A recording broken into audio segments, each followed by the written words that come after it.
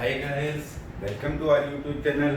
आज मैं आपके लेकर आया हूँ टेक्निकल एनालिसिस का एपिसोड नंबर 4 और इसमें आज हम बात करेंगे ऑप्शन ट्रेडिंग के बारे में। हम जानेंगे कि ऑप्शन क्या होते हैं, ऑप्शन में कैसे काम किया जाता है, ऑप्शन बेसिकली किसको कहते हैं और ऑप्शन इतने रिस्की क्यों होते हैं और ऑप्शन क्या होते हैं। तो आइए स्टार्ट करते हैं, जानते हैं सबसे पहले ऑप्शन क्या होते हैं। देखिए, सबसे पहले आप एक छोटी सी बात को समझिए।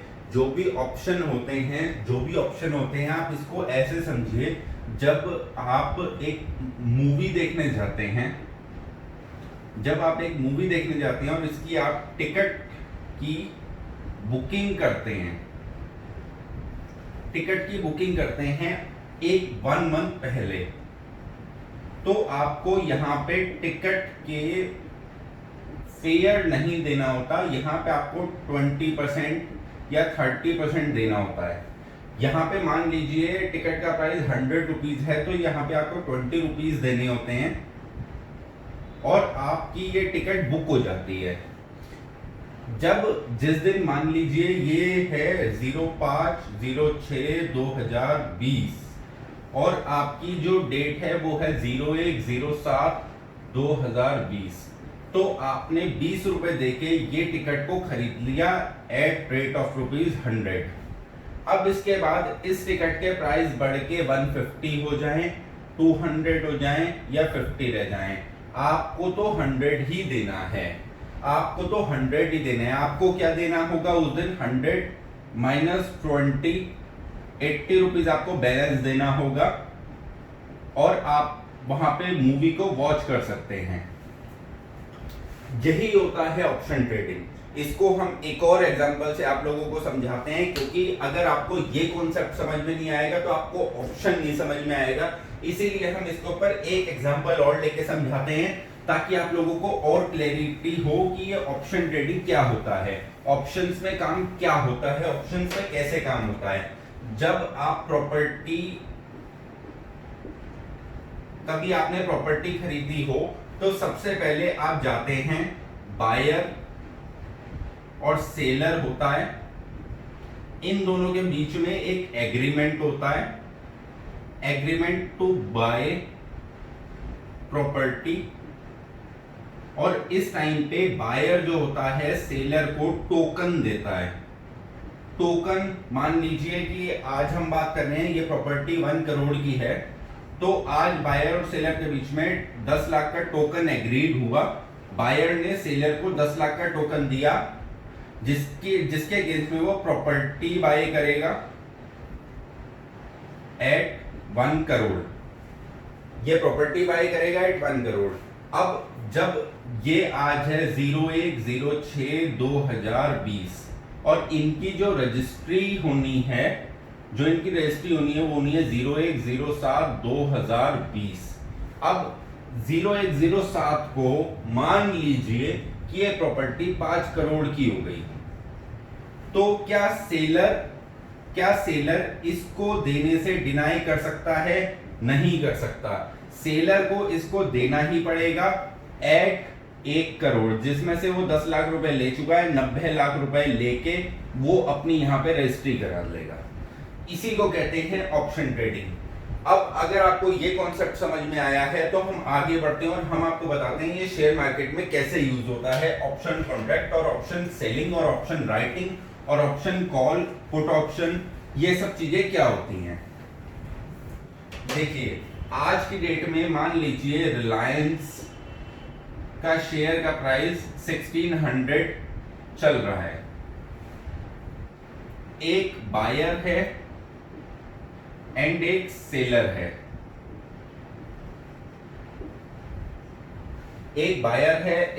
है। अब बायर सेलर से कहता है हमारी एक्सपायरी 25/06/2020 को है।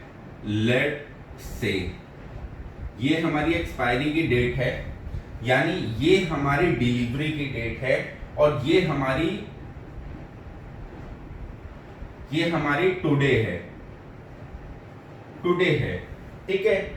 ये बायर इस सेलर को कहता है कि 25 तारीख को मैं तेरे से रिलायंस के शेयर खरीदूंगा एट रेट ऑफ ₹1600। बता क्या तू मुझे बेचेगा? सेलर कहता है कि हाँ मैं तुझे बेचूंगा, लेकिन इसके अगेंस्ट में मुझे प्रीमियम चाहिए जो कि होगा एट रेट ऑफ ₹50। लेट से 50 रुपए का मैं प्रीमियम लूंगा और तेरे को मैं ये शेयर बेच दूंगा।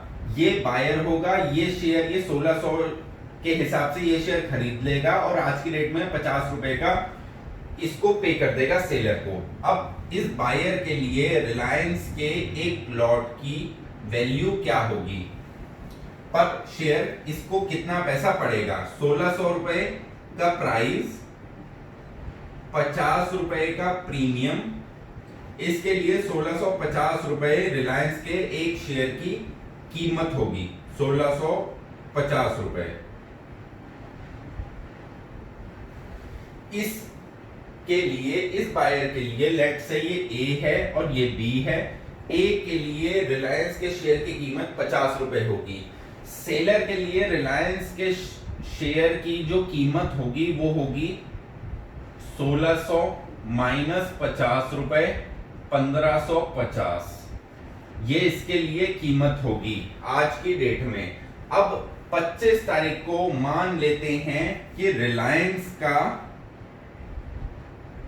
शेयर का प्राइस 2000 रुपए हो गया।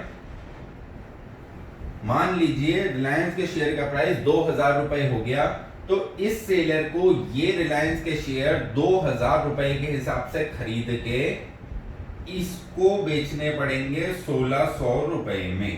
तो इसको नुकसान होगा, सेलर को लॉस होगा 400 रुपए पर शेयर का। 400 माइनस 50, 350 रुपए पर शेयर का इस सेलर को नुकसान होगा। अब अगर ये प्राइस 2000 ना रह के मान लीजिए कि 1000 रह गया, तो इस बायर का जो नुकसान होगा सिर्फ वो प्रीमियम होगा। ऐसा क्यों? ऐसा क्यों? देखिए, इस मार्केट में, इस शेयर मार्केट में दो तरीके के चीजें होती हैं। मैं आपको उसको क्लेरिफाई कर देता हूं। एक होता है कॉल बायर, दूसरा होता है कॉल सेलर, तीसरा होता है पुट बायर, चौथा होता है पुट सेलर। ये दो होते हैं और ये दो होते हैं, ये 1 नंबर, ये 2 नंबर। कॉल बायर कौन होता है? जो किसी भी स्क्रिप्ट की कॉल को बाय करता है bye paying premium, bye paying premium. जैसे ही इसके पास जो कॉल बायर होता है, ये एक right to buy of shares को बाय करता है। जो कॉल बायर होता है वो राइट टू बाय शेयर को बाय करता है। इसका मतलब क्या हुआ? जो भी हमारा कॉल बायर होगा, जो भी हमारा बायर होगा, वो शेयर्स को बाय नहीं कर रहा, वो अपने एक अधिकार को बाय कर रहा है कि मैं एक पर्टिकुलर डेट पे इस पर्टिकुलर अमाउंट में ये शेयर खरीदूंगा और इसी रेट में आपको मेरे को ये शेयर बेचने पड़ेंगे। ये मेरा अधिकार है। अगर मैं चाहूं तो करूं, चाहूं तो ना करूं, चाहूं तो मैं आपसे खरीदूं, चाहूं तो ना खरीदूं। यही होता है कॉल बायर। सेम इसका अपोजिट, सेम इसके राइट, वैसे ही पुट बायर जो होता है वो होता है right to sell share at particular price, right to sell share at particular price. अब पुट बायर कौन होता है? ये भी बायर है, ये भी बायर है। ये एक राइट बाय कर रहा है बाय करने का। पुट बायर जो है वो बाय तो कर रहा है, राइट ही बाय कर रहा है, लेकिन सेल करने का। ये दोनों इसलिए हमेशा इनको जो इन दोनों को जब भी नुकसान होगा, इन दोनों को जब भी नुकसान होगा वो होगा प्रीमियम पेड का। इनको जब भी नुकसान होगा वो प्रीमियम पेड का नुकसान होगा, इसके अलावा इनको कोई भी नुकसान नहीं होगा, इनको कोई भी नुकसान नहीं होगा। इसको और इसको जब भी प्रॉफिट होगा तो वो होगा प्रीमियम रिसीव्ड का, इसके अलावा इनको कभी कोई प्रॉफिट नहीं होगा। यानी इन दोनों के लिए लिमिटेड लॉस है, लिमिटेड लॉस, और इन दोनों के लिए अनलिमिटेड लॉस। कॉल बायर जो होता है वो एक अधिकार को खरीदता है एक पर्टिकुलर शेयर्स को बाय करने के लिए at particular price. Put buyer जो होता है वो एक राइट को खरीदता है शेयर को सेल करने के लिए एट पर्टिकुलर प्राइस।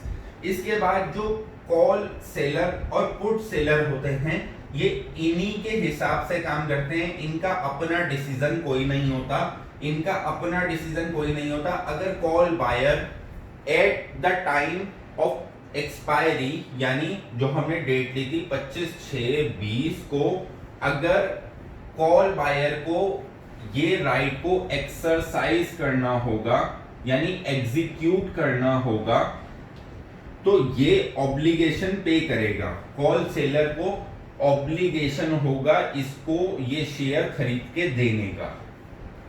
सेम हिसाब से इसके लिए होता है। अब इसी के लिए जब हम कॉल बायर बनते हैं एक एक करके आगे बढ़ते हैं।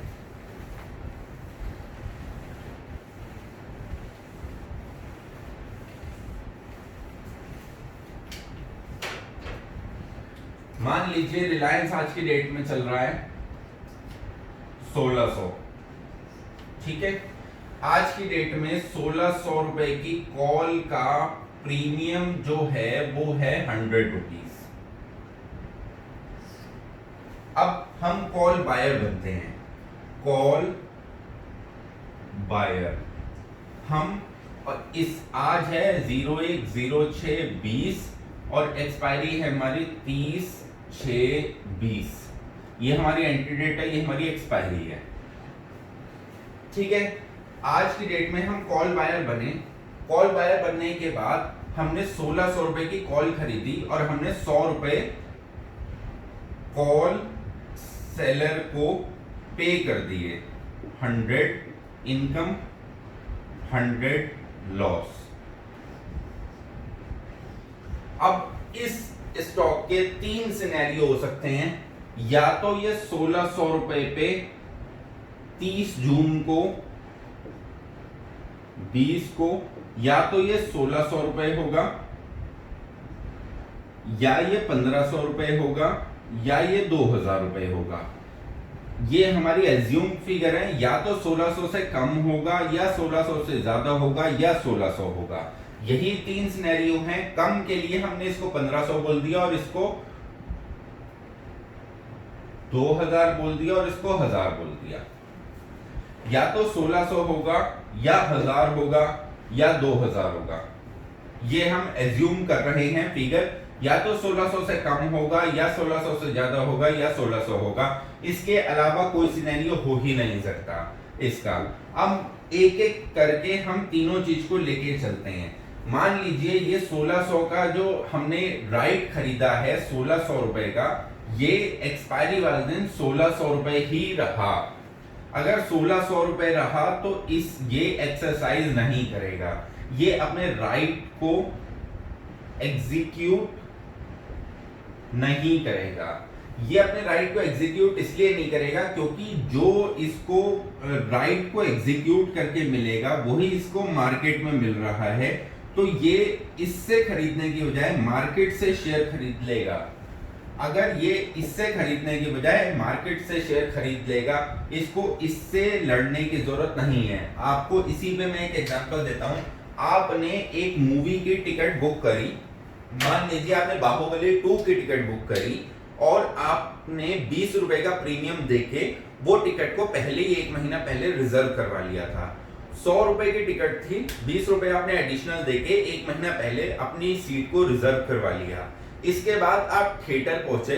थिएटर पहुंचने के बाद आपने कहा मेरी टिकट जो है वो ऑलरेडी बुक्ड है, लेकिन आपको थिएटर पहुंच के थिएटर वालों ने बोला कि सर आपकी टिकट ऑलरेडी बुक्ड है, डेट्स ओके, लेकिन ये सीट हमारे पास नॉर्मली भी अवेलेबल थी, तो आप काउंटर से आप ₹100 देके अपनी टिकट को खरीद लीजिए, या आप इस वाले काउंटर से, बुकिंग काउंटर से आप अपनी ₹100 देके टिकट खरीद लीजिए। तो आप नॉर्मल काउंटर से टिकट खरीद लेंगे इंस्टेड ऑफ क्या बुकिंग काउंटर पे जाके उससे लड़े कि नहीं मुझे तो वही सीट चाहिए जो सीट आपको नॉर्मल काउंटर पे भी मिल रही है। सेम हिसाब से अगर प्राइस ₹1600 ही रहा तो जो कॉल बायर है वो राइट एग्जीक्यूट नहीं करेगा, और जो कॉल सेलर है उसको ₹100 ऑलरेडी मिल चुके हैं, ये इसकी इनकम हो गई। और जब ये राइट ही एग्जीक्यूट नहीं हुआ तो इसकी कहानी खत्म हो गई, इसको और कुछ भी नहीं करना। इसके बाद आता है हमारा दूसरा पहलू कि अगर प्राइस ₹1000 रह गया तो, अगर प्राइस ₹1000 रह गया तो, अगर प्राइस ₹1000 रह गया तो भी कॉल बायर अपने इस राइट को एग्जीक्यूट नहीं करेगा, क्योंकि कॉल सेलर के पास कोई राइट नहीं है, इसने प्रीमियम लिया है, इसके पास राइट नहीं है, कॉल बायर के पास राइट है। अब ये ₹1000 रह गया, ₹1000 रह गया तो कॉल बायर अपने इस राइट को एक्सरसाइज एग्जीक्यूट नहीं करेगा। क्यों नहीं करेगा? क्योंकि आज के डेट में आप ₹1600 का शेयर खरीदना पसंद करेंगे या फिर ₹1000 का मार्केट में मिल रहा है मार्केट से खरीदना पसंद करेंगे। ऑब्वियसली बात है हम मार्केट से सस्ता खरीदना पसंद करेंगे इंस्टेड ऑफ कॉल सेलर से खरीदेंगे, हम ये इससे खरीदना पसंद करेंगे, हेंस ये प्राइस एग्जीक्यूट नहीं होगा, हेंस इसकी कॉल सेलर की जो इनकम होगी वो again ₹100 that is the premium received, जो यहाँ पे इसने प्रीमियम रिसीव किया है वही इसकी इनकम बन जाएगी। अब लेके चलते हैं तीसरा सिनेरियो। तीसरा सिनेरियो ये हो सकता है कि प्राइस ₹1600 से ज्यादा है, यानी प्राइस ₹2000 है।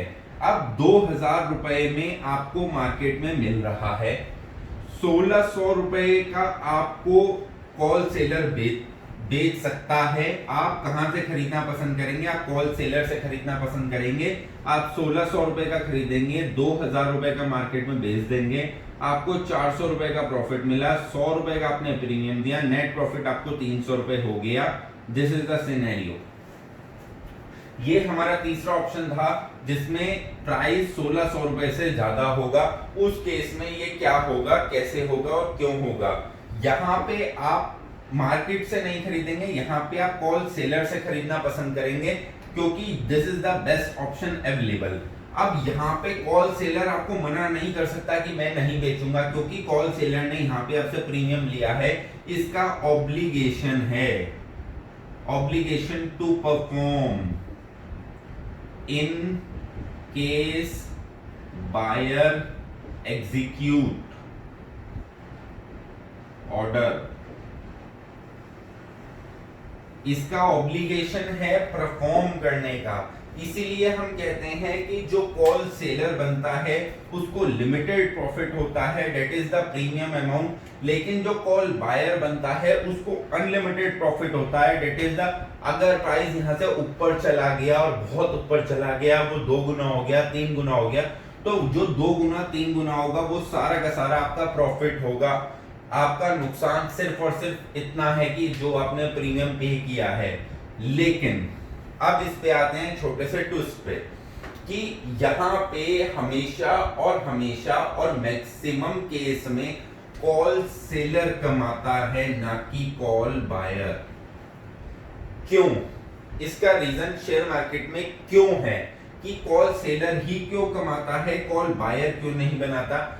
अगर आप इस ₹1600 और इस ₹1000 को देखें, इन दोनों को देखें तो इसके पास विन सिचुएशन के 2 ऑप्शन हैं, लेकिन इसके पास ओनली 1 ऑप्शन है। इसके पास सिर्फ एक ही ऑप्शन है जीतने का, कि प्राइस मेरे प्राइस से इतना ऊपर चला जाए कि वो प्रीमियम दिया हुआ भी रिकवर कर दे। इसके पास हमेशा दो ऑप्शन है कि या तो प्राइस खड़ा रहे या प्राइस यहां से नीचे चला जाए, तो मैं जीतूंगा ही जीतूंगा। लेकिन इसकी इनकम बहुत छोटी होती है, और इसकी इनकम इतनी छोटी होती है कि मान लीजिए 12 महीने में 10 महीने 10 मंथ्स कॉल सेलर ने प्रीमियम कमाया, कॉल सेलर ने प्रीमियम कमाया, लेकिन एक महीने में उसको लॉस हो गया, तो ये 12 महीने का हो सकता है बराबर ही हो, लेकिन ऐसा बहुत रेयर चांसेस में होता है। तो इसकी प्रोबेबिलिटी ज्यादा होती है कि कॉल सेलर हमेशा विन सिचुएशन में रहता है और कॉल बायर हमेशा लूज सिचुएशन में रहता है, अगर आप प्रॉपर एनालाइज नहीं करते हैं तो। अब आते हैं कि शेयर मार्केट में ये काम कैसे करता है। ये पूरा कॉन्सेप्ट था कि ये ऐसे इस तरीके से ये मूव होते हैं। अब आते हैं प्योर मार्केट में कि मार्केट में काम कैसे करते हैं। मार्केट में आपको यही सब चीजें, जब आप अपनी विंडो अपना ट्रेडिंग सॉफ्टवेयर खोल के बैठेंगे तो आपको यही सब चीजें दिखेंगी, लेकिन हल्के से डिफरेंट पर्सपेक्टिव में। अब मार्केट में क्या होता है, मार्केट में होता है आज 1600 रुपए का रिलायंस की प्राइस है, आज इसका प्रीमियम 100 रुपए है, ठीक है, आज है 1/6/20। अब ये प्रीमियम जो होगा ये धीरे धीरे धीरे धीरे धीरे धीरे धीरे धीरे, अगर प्राइस रिलायंस का प्राइस 1 तारीख को भी 1600 था, 2 को भी 1600, 3 को भी 1600, 4 को भी 1600, 5 को भी 1600, 6 को भी 1600, 7 को भी 1600 और 1600, ऐसे ऐसे ऐसे ये चलता जाएगा। तो प्रीमियम यहाँ पे 95 रह जाएगा, 90 रह जाएगा, 85 रह जाएगा, 75 रह जाएगा, 80 रह जाएगा, 75, 70, 65, 60 एंड ऐसे ऐसे ये प्रीमियम डेप्रीशिएट होता जाएगा। ये प्रीमियम, क्योंकि इसके अंदर टाइम वैल्यू ऑफ मनी का फैक्टर होता है, इसलिए ये प्रीमियम कम कम कम कम कम कम वैल्यू में गिरता जाएगा। लेकिन ये हमारी पहली सिचुएशन जो हमने पहले ली। सेकंड सिचुएशन में अगर रिलायंस के शेयर का प्राइस यहां से 1600, 1500, 1400, 1300, 1200, 1100, 1000 ऐसे चलने लग गया, तो ये प्रीमियम यहाँ पे अगर 95 गिर रहा था तो यहाँ पे ये 90 रह जाएगा, 80 रह जाएगा, 70 रह जाएगा, 60 रह जाएगा, 50 रह जाएगा, 40 रह जाएगा, 30, 20, 10, 0। At the end of the day ये प्रीमियम 0 हो जाएगा। अगर ये प्राइस यहाँ से 1600 से घटने ना लगा और ये प्राइस बढ़ने लगा 1600, 1700, 1800, 1900, 2000, तो ये प्रीमियम 100 रुपए, 110 रुपए, 120 रुपए, 130 रुपए, 140 रुपए, 150 रुपए, क्योंकि ये एक मार्केट है, ये एक मार्केट है और ये इंस्ट्रूमेंट क्योंकि मार्केट में ट्रेड हो रहा है, तो आप इसको आज खरीद सकते हैं, कल बेच सकते हैं, परसों फिर खरीद सकते हैं, उसके बाद फिर बेच सकते हैं, फिर खरीद सकते हैं, फिर बेच सकते हैं, फिर खरीद सकते हैं, फिर बेच सकते हैं। इसीलिए बोला जाता है कि जब भी किसी स्टॉक का प्राइस होता है, जब भी कोई स्टॉक का प्राइस होता है, वो जब वो स्टॉक का प्राइस, मान लीजिए आज मैंने 320 रुपए पे कोई शेयर प्लस करना चाहता था, उसका जो प्रीमियम है वो आज की डेट में 20 रुपए का आ रहा है, 340 रुपए की मेरी कॉस्टिंग बैठती है उस शेयर प्राइस की। तो जो 20 रुपए का जो प्रीमियम है, अगर ये शेयर प्राइस 340 रुपए का हो जाएगा तो ये प्रीमियम 40 रुपए का नहीं होगा, ये प्रीमियम 30 या 35 रुपए का ही होगा, क्योंकि इसमें टाइम वैल्यू ऑफ मनी का फैक्टर था। इसमें टाइम वैल्यू ऑफ मनी का फैक्टर था। अगर ये शेयर 1600 से 3200 हो जाएगा तो ये प्रीमियम जो होगा वो 1600 नहीं, वो 1500 या 1400 ही बढ़ेगा, वो जस्ट डबल नहीं होगा। लेकिन अगर एक शेयर का प्राइस 10% ऊपर खुला तो जो आपका प्रीमियम है वो एकदम से आपको बूस्ट मिलेगा और उसमें आपको 50% या 60% तक का मूव मिलेगा। ये है पूरा ऑप्शन का खेल। इसको देख के आपको लग रहा होगा कि ये बहुत आसान नहीं है। जो भी ऑप्शन में काम करता है आप इसको बहुत लाइटली लेके काम करते हैं, लेकिन आप अब हम लोग प्रैक्टिकली ट्रेडर इस ऑप्शन में क्या करता है, ट्रेडर इस ऑप्शन को कैसे यूज करते हैं, मैं ये भी आपको बताता हूँ। प्रैक्टिकल ट्रेडर जो अभी अभी नए नए हमारे भाई बंधु इस मार्केट में आए हैं, उनको ये क्यों अच्छा लगता है और उनको इसमें क्या मजा आता है, हम वो भी आपको बता देते हैं कि वो कैसे इस मार्केट में इसको लेके कैसे काम करते हैं। जो न्यू प्लेयर इस मार्केट में आया है वो इस मार्केट में कैसे काम करता है, वो आगे देखता है कि एक मान लीजिए रिलायंस ही है, 1600 रुपए का शेयर आज के रेट में चल रहा है और इसका जो प्रीमियम आ रहा है वो 100 रुपए का आ रहा है और 500 रुपए का लॉट साइज है।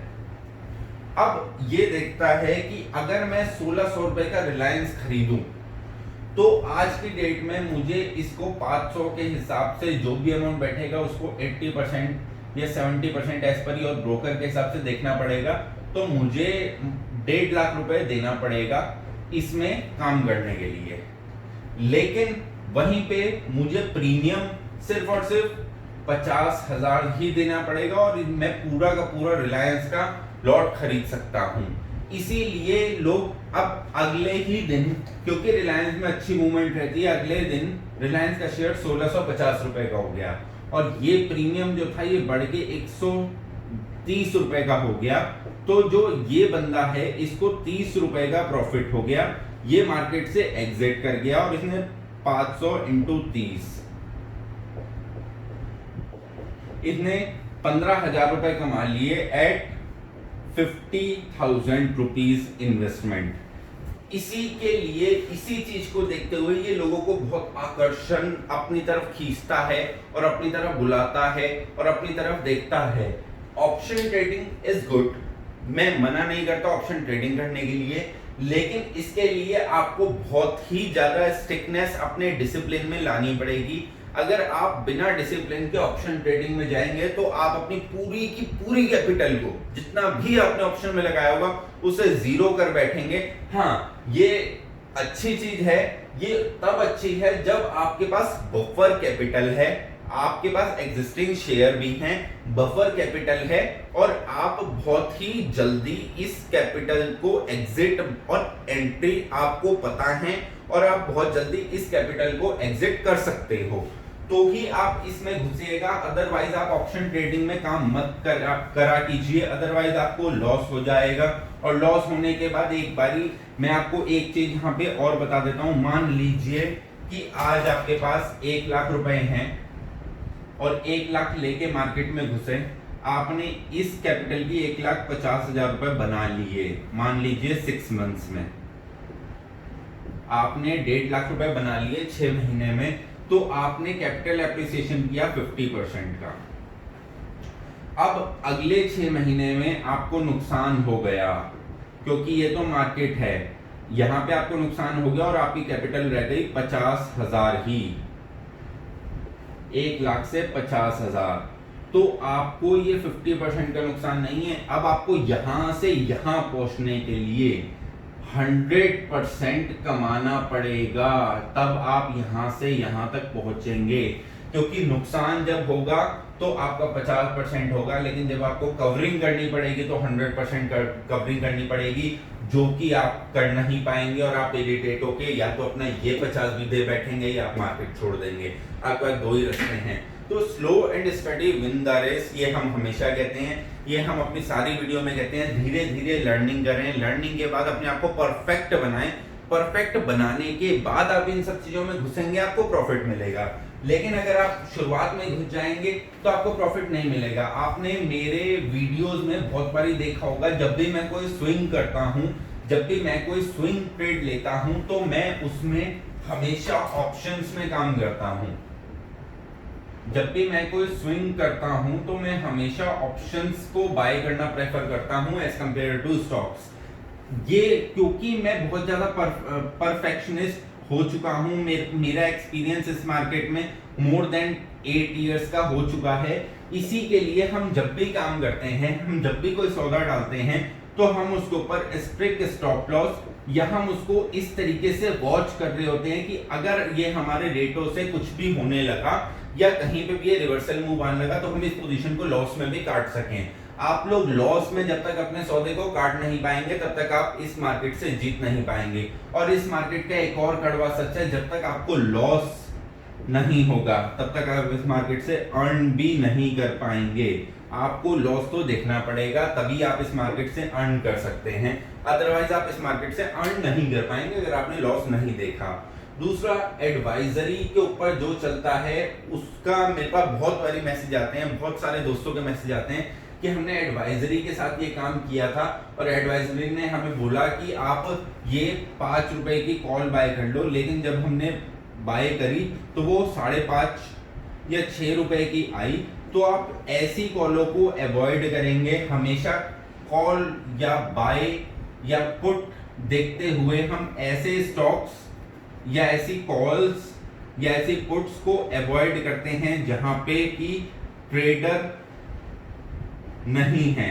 जहां पे भी ट्रेडर नहीं है, जहां पे भी बायर या सेलर नहीं है, हम उनको बाय नहीं करते। आजकल बहुत ज्यादा नाम सुनने में आ रहा है, आलोक इंडस्ट्री, आलोक इंडस्ट्री, आलोक इंडस्ट्री। मैं आपको सीधे सीधे बता रहा हूँ, आलोक इंडस्ट्री में कोई बाय मत करिएगा। मेरे सारे क्लाइंटों को क्लियर शब्दों में ना है, ओनली सर्किट स्टॉक है, रोज सर्किट पे खुल रहा है, एक दिन रोज सर्किट पे बंद भी होने लगेगा, आप बेच भी नहीं पाएंगे, आप निकल भी नहीं पाएंगे, आप एग्जिट भी नहीं कर पाएंगे, आप अपनी पोजीशन को जीरो करा बैठेंगे। उसमें हम ऐसे ऑप्शंस में काम करते हैं जहां पे बायर और सेलर दोनों हैं। हम हमेशा एटीएम पे काम करते हैं, एट द मनी लेवल पे काम करते हैं। मान लीजिए आज निफ्टी चल रहा है 10,200, तो हम जो कॉल या पुट बाय करेंगे वो हमेशा 10,200 के नियर की ही करेंगे। मान लीजिए चल रहा है 220, तो हम 10,200 की बाय करेंगे या 10,250 की बाय करेंगे, एज पर आवर कन्वीनियंट। जो भी एटीएम प्राइस होगा, एट द मनी लेवल होगा, एट द मनी जो लेवल होगा, हम उसी का कॉल या पुट ऑप्शन को बाय करेंगे या सेल करेंगे, हमेशा एट द मनी के। इन द मनी और आउट ऑफ द मनी की हम कॉल को बाय नहीं करते हैं। हम हमेशा एटीएम पे कॉल को या पुट को बाय करते हैं और हमेशा स्ट्रिक्ट स्टॉप लॉस के साथ बाय करते हैं। और स्टॉप लॉस हमेशा एक रेंज होती है, ये हमने आपको पहले फर्स्ट, सेकंड और थर्ड एपिसोड आप जरूर देखिएगा। इसमें हमने आपको बताया है कि स्टॉप लॉस एरिया होता है, रेंज होती है, वो कोई पॉइंट नहीं होता। हमेशा लोग क्या करते हैं कि मैंने 1000 रुपए का स्टॉप शेयर खरीदा, मेरे हिसाब से 980 रुपए का स्टॉप लॉस है। कभी भी स्टॉप लॉस कोई रेट नहीं होता, हमेशा वो एक रेंज होती है जहां से स्टॉक यहां से घूम जाए, यहां से घूम जाए, यहां से घूम जाए या यहां से घूम जाए। ये जो रेंज है, this is our stop loss area, इसको कहते हैं एरिया। ये हमारा स्टॉप लॉस एरिया है। अगर प्राइस यहाँ आएगा और यहाँ खड़ा रहेगा, खड़ा रहेगा, खड़ा रहेगा, तो हम अपना स्टॉप काटेंगे, अदरवाइज ये हो सकता है यहाँ से ऊपर चला जाए। तो जब भी हम कोई स्टॉप लॉस लगाते हैं तो हम एक एरिया को देख के लगाते हैं, दिस इज द एरिया। हम इसके बीच में कहीं पे स्टॉप लॉस डालते हैं ताकि प्राइस आए, यहाँ से चला जाए, यहाँ से चला जाए, यहाँ से चला जाए, यहाँ से चला जाए। अगर प्राइस इसको काट के नीचे निकलता है तो इसका मतलब प्राइस ऊपर नहीं जाएगा, यहाँ से रिवर्स नहीं आएगा, ये नीचे चलने लगेगा।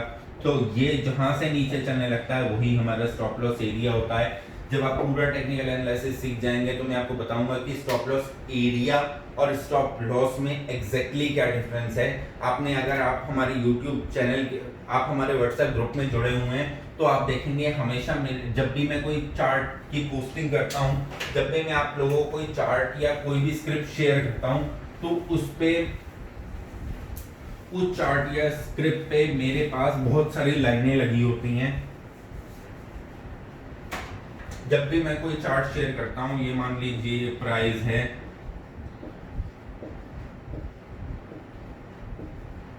ये प्राइस है, तो इसके साथ में मेरी बहुत सारी ऐसी लाइनें लगी होती हैं, ऐसी बहुत सारी लाइनें लगी होती हैं। तो इन पर्टिकुलर लाइंस के थ्रू मैं अपने स्टॉप लॉस को डेराइव करता हूं। मैंने आपसे पहले भी बोला था और मैं आपसे आज फिर बोलता हूं, अगर मेरे सब्सक्राइबर 5 लाख के ऊपर पहुंच जाएंगे तो इन सारी लाइनों का क्या बेनिफिट है और इन सारी लाइनों से क्या क्या ट्रेड हो सकते हैं और क्या क्या ये लाइनें किसी ट्रेड में आपको हेल्प नहीं करेंगे, मैं आपको क्लियर बता रहा हूँ, लेकिन ये आपको मार्केट को समझने में इतना हेल्प कर देंगे कि आप एक बार इन लाइनों को लगाने के बाद आप देख के बता सकते हैं कि मार्केट कहां से घूमेगी, कितने टाइम में घूमेगी, एग्जैक्टली कितना घूमेगी, एग्जैक्टली कितना ऊपर जाएगी, एग्जैक्टली कितना नीचे जाएगी, आप इन लाइनों को देख के बता सकते हैं। तो आप हमारे वीडियो को देखते रहिए, आशा करता हूं आपको वीडियो पसंद आया होगा। अगर आप इस चैनल पर नए हैं तो सब्सक्राइब बटन को क्लिक कर दें और बेल आइकन पे क्लिक कर दें ताकि आने वाली वीडियोस के सारे नोटिफिकेशन आपको मिलते रहें। आदाब, शुक्रिया, धन्यवाद।